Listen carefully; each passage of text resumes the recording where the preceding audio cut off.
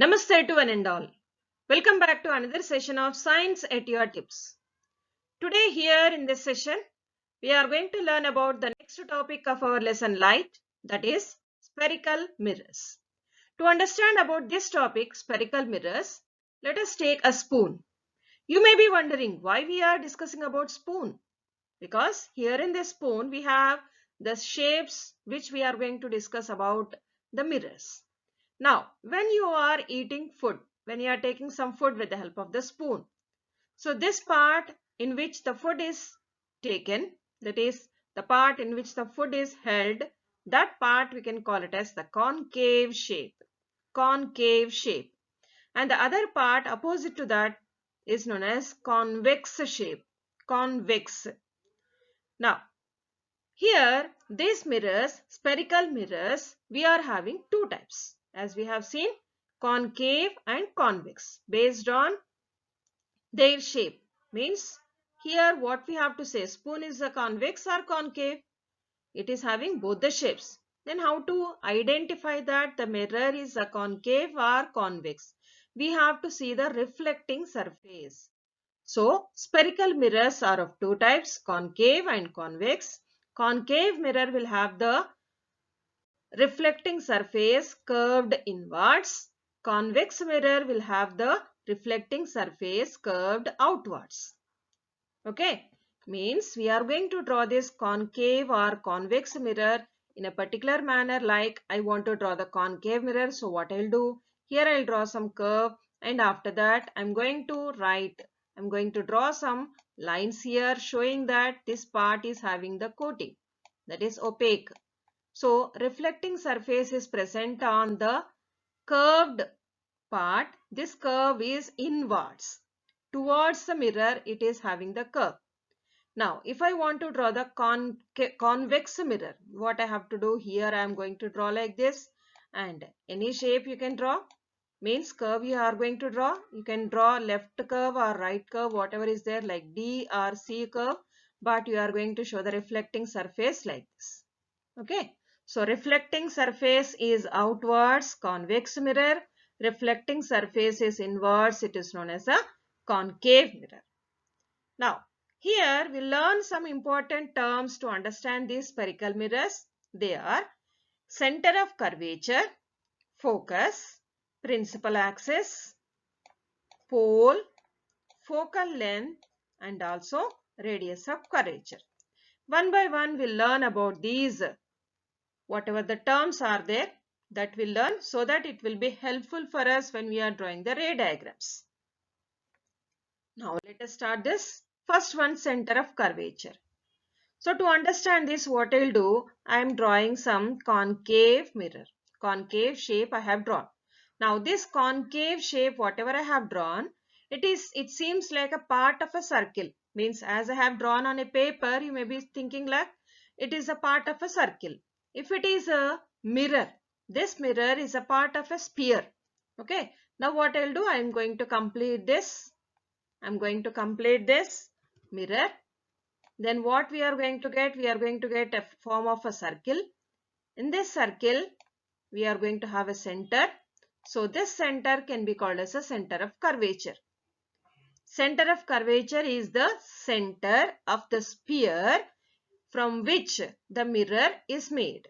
From which the mirror is made. Okay. Same like that, radius of curvature. Radius means nothing but, what is that? From the center to the perimeter, whatever the distance is there, that we are calling it as radius.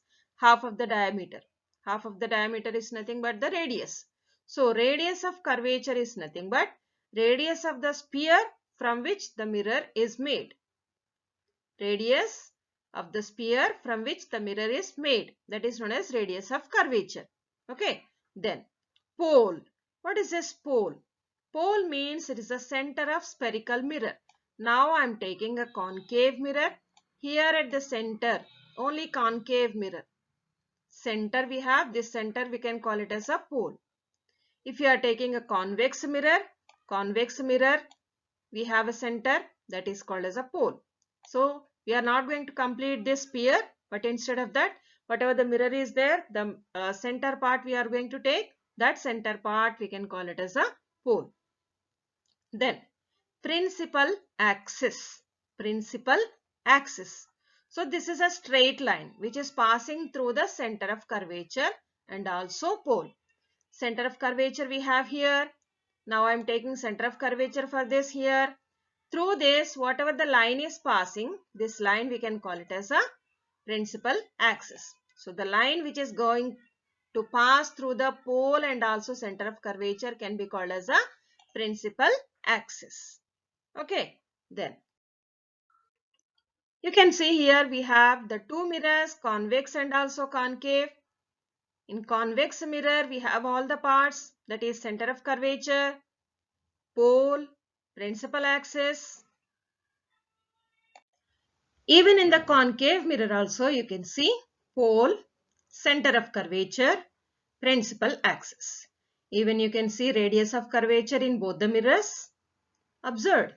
So these are the main terms, the main parts of the ray diagrams which we are going to practice. If you understand these parts, then it will be very easy for you to draw the ray diagrams. Coming to this principal focus, or simply we can say focus. What is this focus is? We have two different definitions. Like if you go for concave mirror, one definition we have. Go for convex mirror, another definition we have. Like I am taking for concave mirror. What happens here?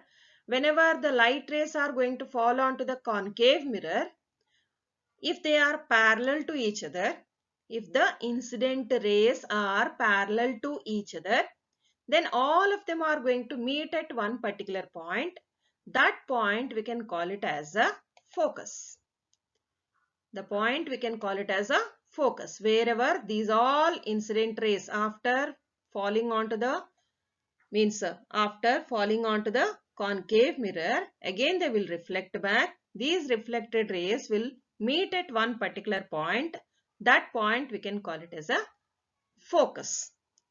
If you want to know what is a focus of a concave mirror, what we can do, simply we can take a concave mirror, just you take it and place it before a light source. Let us take sunlight or a table lamp and put one more white paper before that and try to focus these light rays onto the white paper with the help of the concave mirror. These all are going to form a small spark on the white paper if you are placing that in the presence of sunlight. And if you do this experiment in the presence of sunlight, you can take even matchstick also. It will burn on its own because all the heat will be converging at one place. So because of that, it starts burning. You can take white paper also. So we can identify the focus of a concave mirror by doing this activity. We have focus of convex mirror also. What is this convex mirror? Focus of the convex mirror. This is a point on the principal axis where reflected rays will appear to converge. They will not converge actually.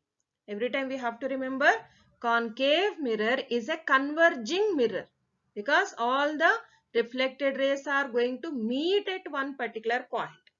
But in this convex mirror, what is going to happen? Reflected rays will go away from each other.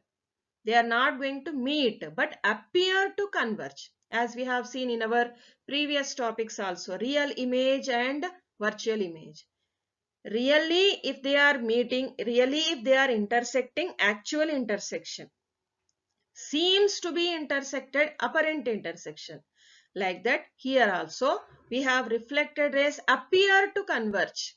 That particular point is called as convex mirror. So here in this convex mirror, these rays actually they are diverging from each other.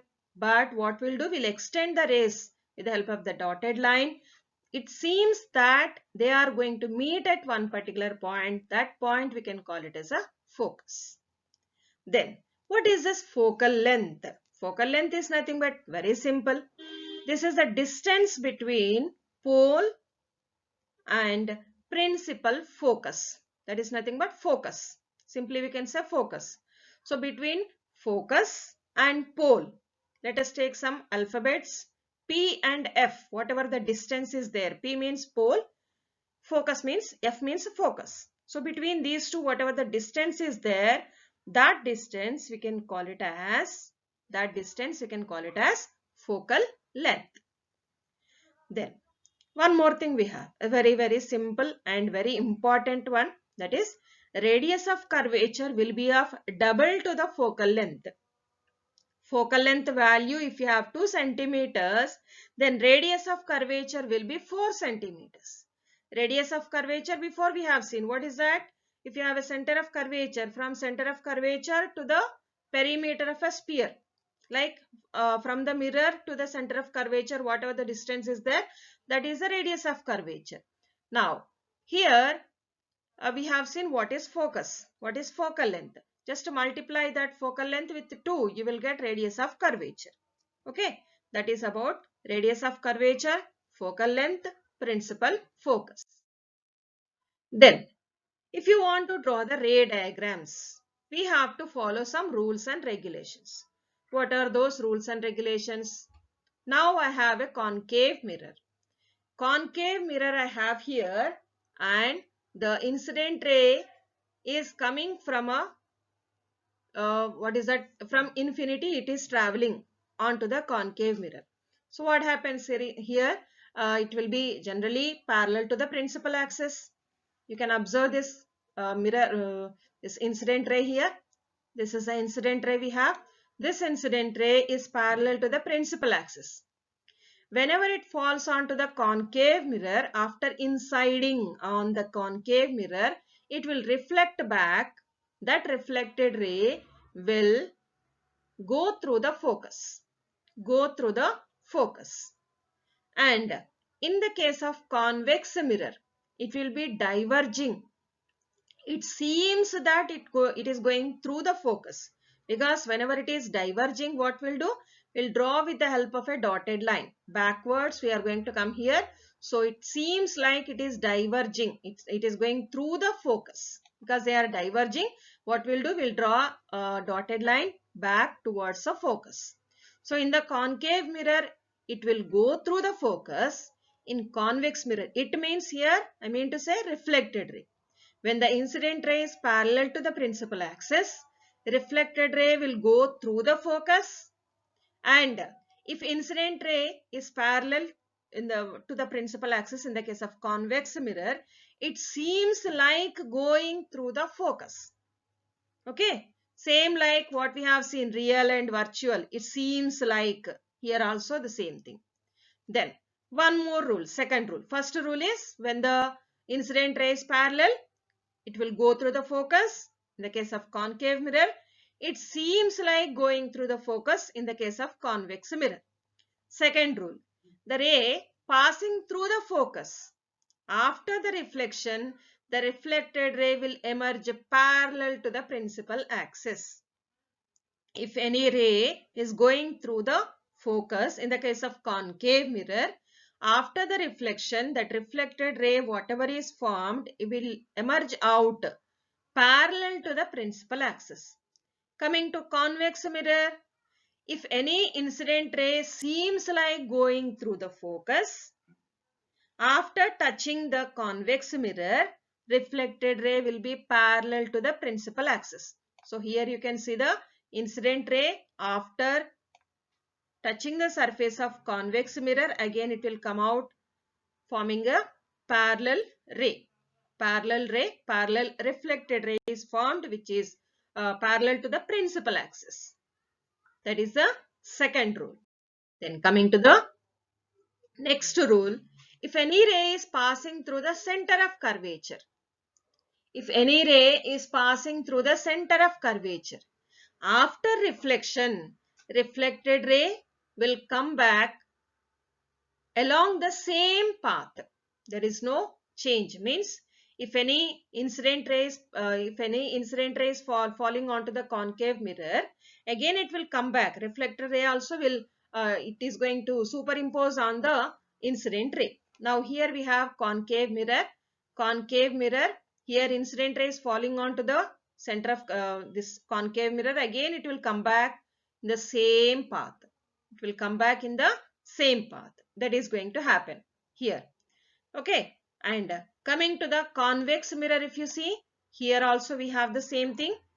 Here also we have the same thing. That is, if the incident ray is going through the focus, seems like going through the center of curvature, not focus, sorry, seems like going through the focus, then what happens here? It will come back. You can see here, this line, this one, whatever I have highlighted here, this is the dotted line we have drawn. Okay. So here incident ray will come and it will fall onto the convex mirror. Again it will come back. Again it will come back by superimposing on the incident ray. There is no change in the path. Then one more rule is ray incident obliquely to the principal axis. Obliquely to the principal axis towards a pole on the spherical mirror will be reflected back obliquely. Means here we can take this principal axis. So whatever the angle is made here, whatever the angle is made here, principal axis, you can understand this as a normal of the concave mirror. So here, whenever we have a angle here, some angle is made obliquely, it is going to fall here onto the concave mirror. Okay. So the same angle will be made whenever it is coming out. Same thing in the case of convex mirror also. Whenever any incident ray is falling onto the concave mirror, obliquely it is falling, means it is making some angle with the principal axis towards a pole. Exactly on the pole it is going to fall. So it will come back by making the same angle. As you have learnt already, I is equal to R. Angle of incidence equal to angle of reflection. So that rule will be followed here. Okay. So that is going to happen here. So these are the rules when we want to draw the ray diagrams. Okay. In the next session, we'll see about the ray diagrams, both for concave mirrors and also convex mirrors. Okay, children. So once learn this, and in the next session, we are going to continue.